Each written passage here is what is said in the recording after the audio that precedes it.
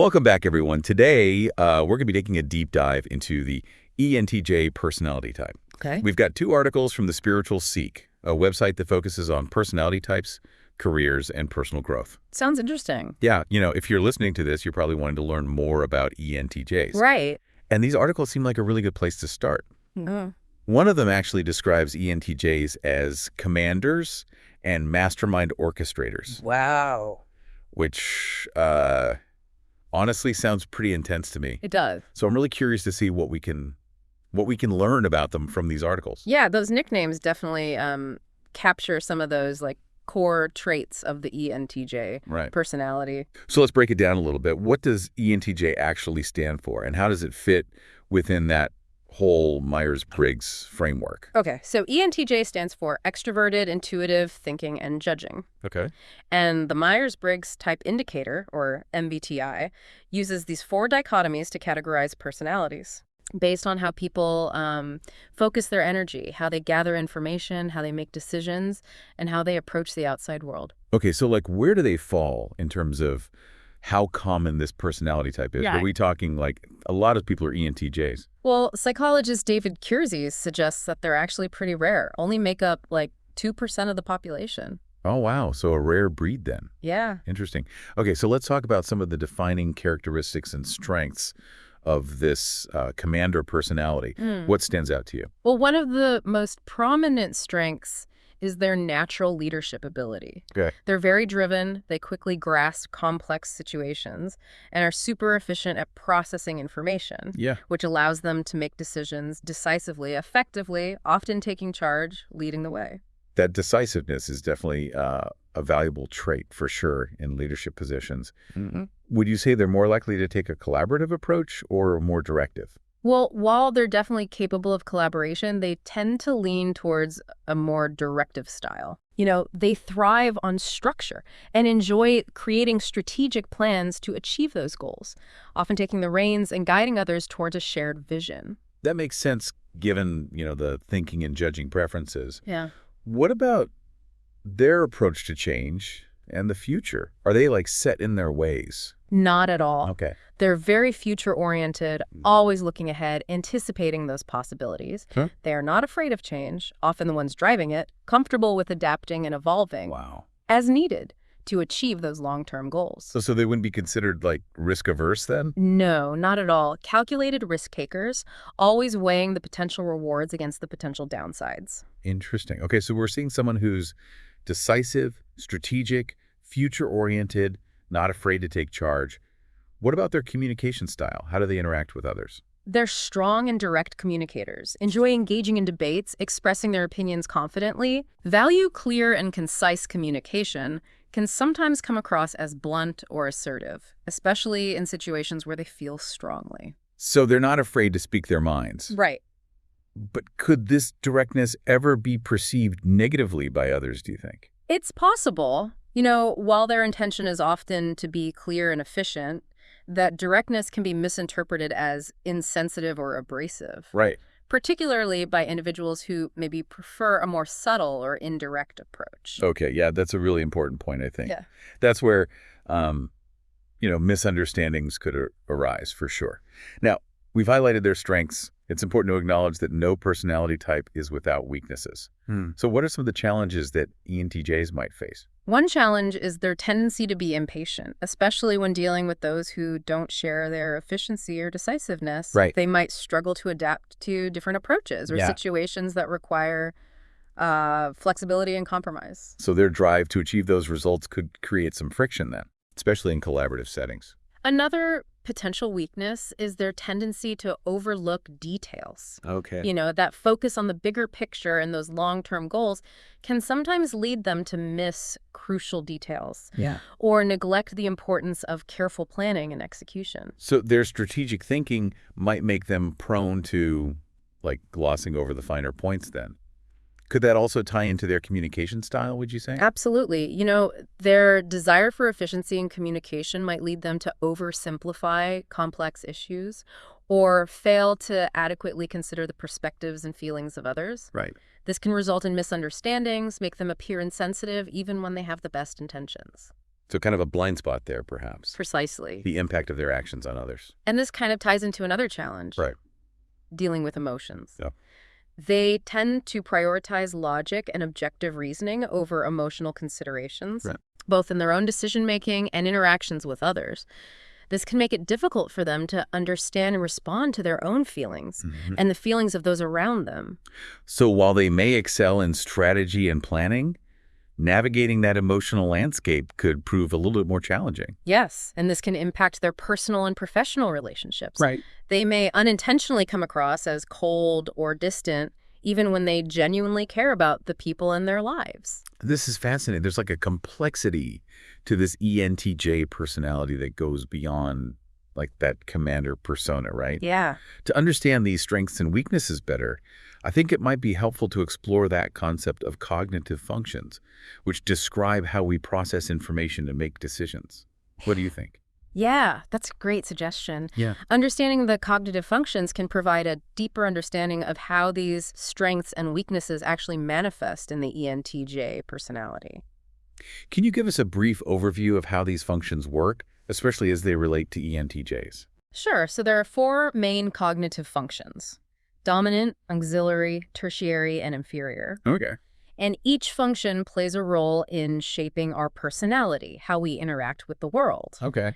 For ENTJs, their dominant function is extraverted thinking, often shortened to TE. Yeah. This function focuses on efficiency, order, and objective decision-making, Right. which explains their love of structure, planning, and that direct communication style. Makes sense. However, it can also contribute to their impatience and tendency to make snap judgments. So that makes a lot of sense. Yeah. So their dominant function is really driving their outward behavior. What about their auxiliary function? Their auxiliary function is introverted intuition, or NI. Okay.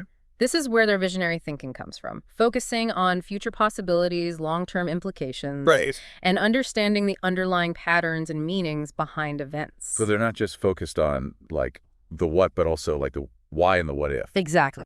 NI gives them a unique ability to anticipate future trends, develop those innovative strategies, but it can also make them prone to jumping to conclusions Okay. or overlooking those important details in the present. Interesting how the same function can manifest in both positive and potentially challenging ways. Right. What about their tertiary and inferior functions? Tertiary function is extroverted sensing, or SE. Okay. This function allows them to appreciate the physical world, enjoy those new experiences, engage with their surroundings in a concrete way. Yeah. This can manifest in their appreciation for aesthetics, their enjoyment of sensory experiences like good food or travel, Yeah. and sometimes even a tendency for thrill-seeking. So it adds another layer then to their personality, a way to balance that dominant focus on logic and planning with a more present moment awareness. Yes, and finally we have the inferior function, which is often a point of growth and development. For ENTJs, this is introverted feeling, or PHI. This function focuses on personal values, emotional depth, and understanding the impact of decisions on others' feelings. So this is the area where they might struggle the most? Yes, it can be. Yeah. They might struggle to express their emotions authentically or to fully grasp the emotional impact of their actions on others. Right. However, developing this function can lead to greater empathy, more fulfilling relationships, Okay. and a more well-rounded personality. This is all incredibly fascinating. It's amazing how these different cognitive functions work together to create such a complex and nuanced personality. Yeah, It really makes you realize there's always more than meets the eye. I agree. Understanding these functions can offer a deeper insight into human behavior and motivations. Yeah. Helping us navigate relationships and interactions with greater awareness and understanding. Now that we've got a good grasp of the basic building blocks of the ENTJ personality, I'm curious to learn more about how these traits translate into their personal and professional lives. That's a great next step. Yeah. Let's explore how ENTJs approach friendships, romantic relationships, parenting, and their careers, examining the ways in which those strengths and weaknesses might manifest in these different areas of life. Yeah, I'm eager to delve into that. Yeah. Let's start with friendships.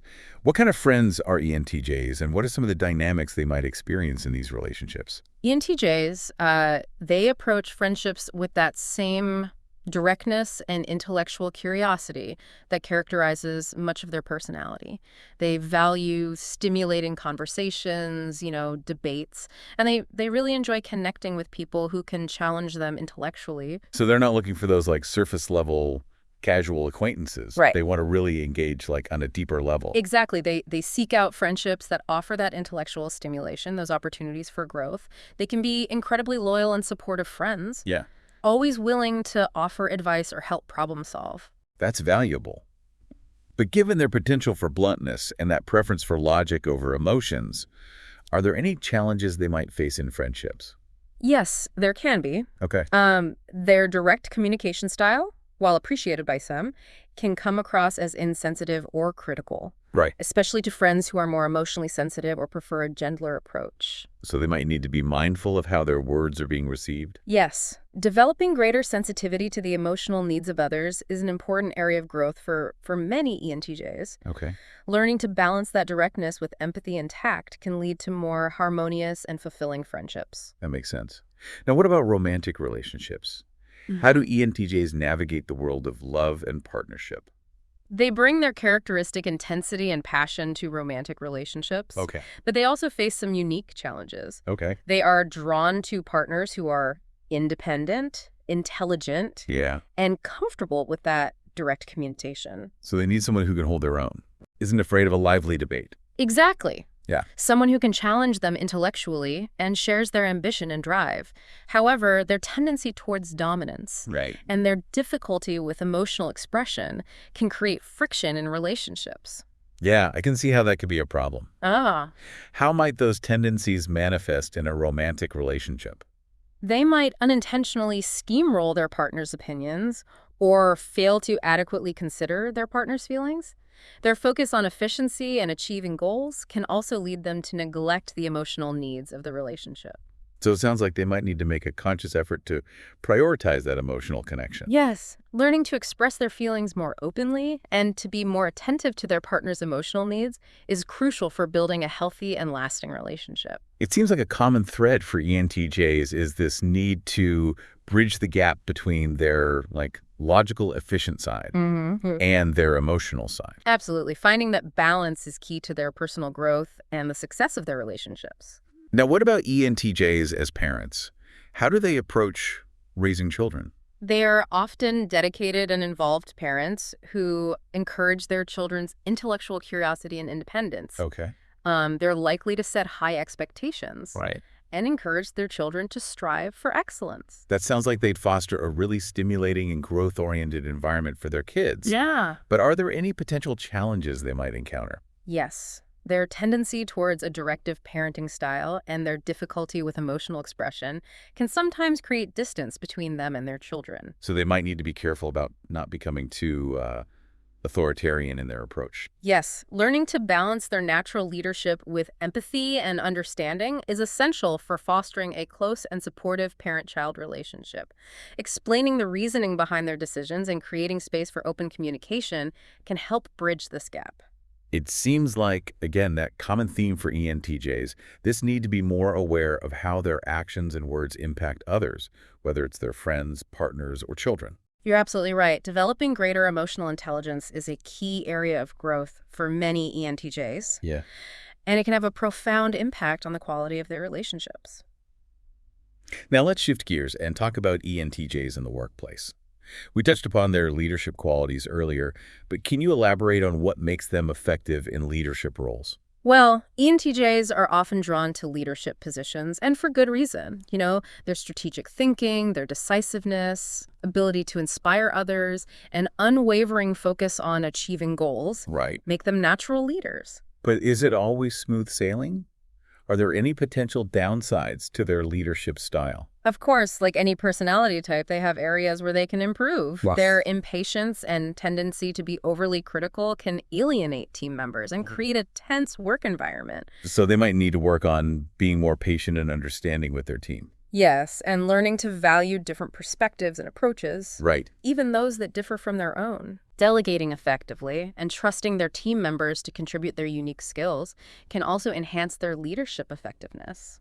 So it sounds like finding that right balance between assertiveness and collaboration is crucial for their success as leaders. Exactly. When they can harness their strengths while mitigating those weaknesses, ENTJs can become truly inspirational and effective leaders who drive innovation and achieve remarkable results. This has been so insightful. It's clear that ENTJs are complex and fascinating individuals with a lot to offer. Right. Their drive, intelligence, and strategic thinking make them natural leaders and innovators. They are indeed a force to be reckoned with. However, their challenges with emotional intelligence and their tendency to prioritize efficiency over people's feelings can create obstacles in their relationships. That's an important point to remember. Self-awareness and a commitment to personal growth are crucial for ENTJs to reach their full potential, Right. both personally and professionally. What final insights would you offer to our listener who's learning about ENTJs, whether for personal or professional reasons? I'd say this, don't be intimidated by the commander persona.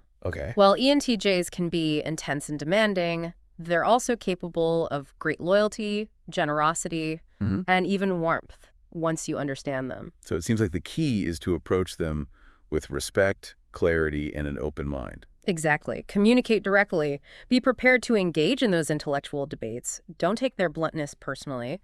Appreciate their strengths. Be mindful of their sensitivities. And you'll find that interacting with ENTJs can be both stimulating and rewarding. That's a great reminder. There's always more to people than meets the eye, and understanding their personality type can provide valuable insights into their motivations and behaviors. Absolutely. It's about appreciating the diversity of human personality and learning to navigate our differences with greater understanding and empathy. This deep dive has certainly given me a lot to think about, both in terms of how I approach my own interactions with ENTJs and how I can better understand their perspective. I'm glad to hear that. It's always rewarding to see how exploring personality types can lead to greater self-awareness and improved communication. For our listener who's now intrigued by the ENTJ personality and wants to learn more, where would you recommend they go from here? Well, the articles we've been discussing from The Spiritual Seek are a great starting point.